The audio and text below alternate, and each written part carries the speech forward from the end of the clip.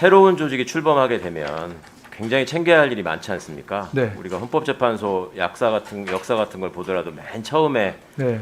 대동에서 출발할 때부터 헌법재판소가 소위 말해서 휘장 하나 만드는 것부터 이제 재판관님들께서 고민하시고 네. 그런 것들이 만들어지는 과정 제가 인상 깊게 읽었던 기억이 나는데요. 네. 이제 후보자께 그런 책무가 주어져 있을 뿐만 아니라 거기에 더해서 지금 인사 말씀에서 말씀하셨던 국민의 신뢰를 받는 선진 수사기구로서의 네. 공수처를 정립하시기 위한 예. 그 역사적인 책무가 주어지신 거라서 네. 이 청문회 자리가 더 소중한 것 같고 그래서 국민들께서도 많이 관심을 갖고 계신 것 같습니다.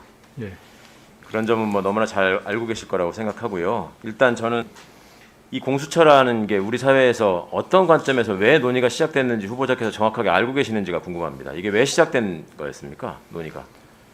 제가 알기에는 이제 1996년에 이제 참여연대 입법청원으로 시작됐다고 알고 있습니다. 반부패에 대한 부패법 제정을 부패 방지법 제정을 위한 그렇죠. 그때 이제 움직임으로. 부패행위 근절을 위해서 독립된 수사기가 필요하다. 네. 거기서 들고 있는 부패행위라는 것이 무엇이었습니까? 주로 대통령 측근, 친인척, 또 권력자들 이런 사람들의 비리에 대해서 검찰이 그간에 결탁하고 공생하고 거래를 해왔기 때문에 제대로 수사를 하지 않더라.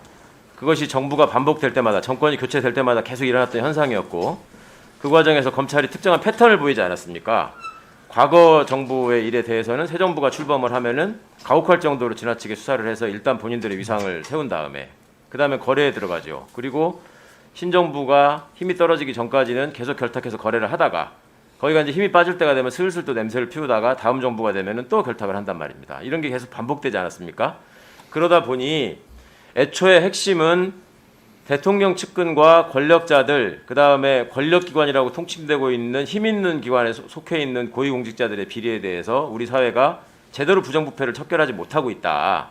이런 국민적인 관심에서 시작이 된 거잖아요. 네. 그래서 스크린 한번 보시면 우리 역대 대선에서 계속 16대 대선 노무현 이회창 후보가 출마하셨을 때부터 이번 19대 대선에 이르기까지 거의 모든 후보가 다 독립된 권력비리 조사를 위한 특별한 수사기관 이걸 요구하셨고 다음 이게 단순히 대선뿐만이 아니라 과거 여당이었던 새누리당의 여러 주요한 정치인들께서 어느 자리에 있을 때마다 계속 말씀해 오셨고 다음 현재 지도부를 구성하고 계신 분들도 전 세계에서 우리나라처럼 검찰권이 비대한 곳이 없다. 공수처 이야기가 수년째 논의되는데 이번 기회에 정비될 것이라고 본다. 이런 소신을 분명하게 밝히셨습니다. 그런데 아까 후보자께서 말씀하신 것처럼 각각 철학이나 입장이 다르기 때문에 현재의 공수처 출범에 대해서 어떻게 바라보느냐 하는 시각의 차이에 대해서는 뭐 너무나 잘 느끼셨을 겁니다. 네. 그런데 지금 애초의 취지에서 벗어나서 국민들한테 인식되고 또 일반적으로 알려지기를 검찰을 무슨 주요한 목표로 해서 타겟으로 해서 수사를 할 것이다.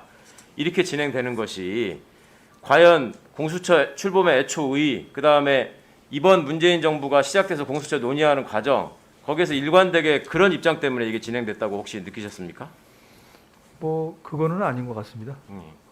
그러면 후보자께서 지금 말씀하신 것처럼 모범적인 뭔가 수사 공사기관으로서 자리를 잡겠다라고 네.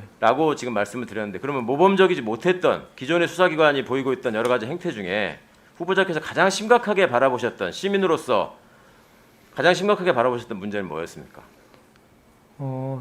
수사하시는 분들이 수사해서 이제 꼭 이제 결론을 내겠다고 기소를 하겠다고 생각을 하시고 이제 수사를 하시다 보니까 좀 수사 방법도 무리했던 것 같고요. 그래서 이제 당초 목표로 했던 게 잘 혐의가 입증이 안 되고 증거 수집이 안 되면 이제 다른 것으로 수사를 해서 확대를 한다든지 뭐 그런 것들이 결국 이런 문제로 잘못된 수사 관행으로 되지 않았나 이렇게 생각을 합니다. 과거의 불행한 역사에서 정치 권력에 의해서 장악이 되거나 정치 권력에 의해서 조종을 받거나 아니면 같이 결탁을 했던 수사기관의 역사가 있어서 이건 뭐 경찰도 마찬가지고 국정원도 마찬가지지 않습니까?